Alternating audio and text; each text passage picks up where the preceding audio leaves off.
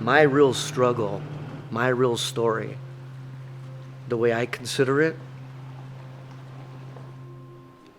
starts when I got home.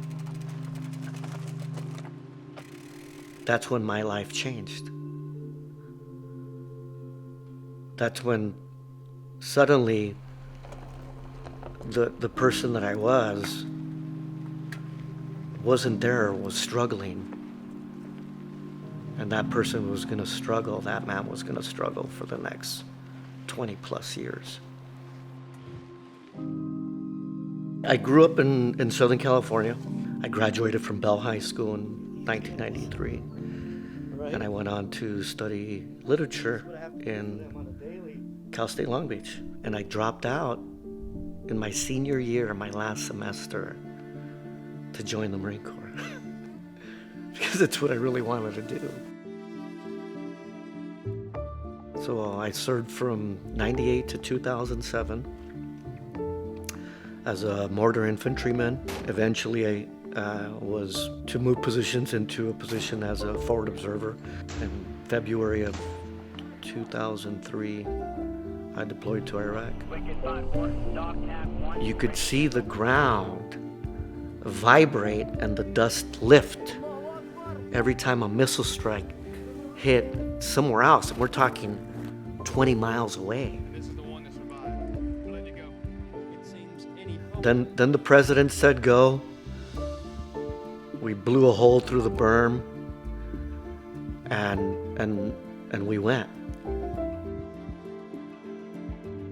From the border, right, to Al Jarraf, eventually to Baghdad. We took the Republican Guard headquarters, and we moved so quickly through this country, we never secured any of the cities.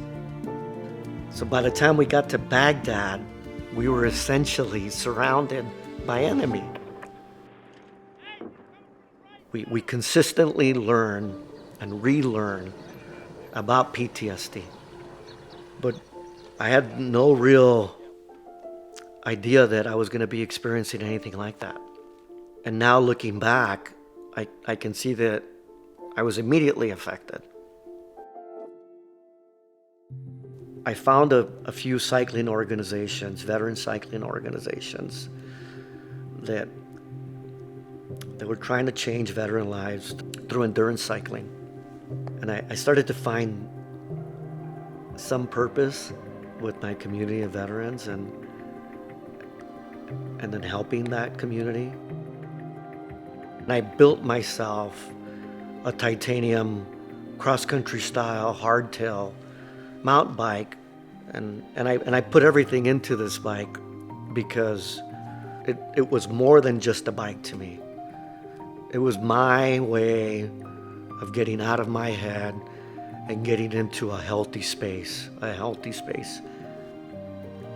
that bike was stolen while I was at treatment from the treatment center at Vancouver VA. A veteran is asking the public for help after his bike was stolen in Vancouver. And one of the residents at the treatment center had the idea of building a fleet of bikes for veterans at the treatment center through the experience and the media attention.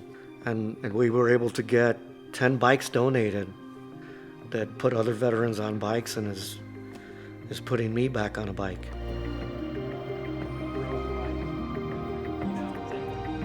So you have access, so you get to know your bike enough. Part of the experience for me is that hard climb where 100% all I'm doing is focusing on my breath, which is 98% of mindfulness, right? Breathing. The impact that I can have on my family and the people around me and my warfighter community. I have this clarity now. I started to realize that I was going to die or end up in prison and that I needed to make a change. I wanted to watch my kids grow up and that I wanted to be there for my kids.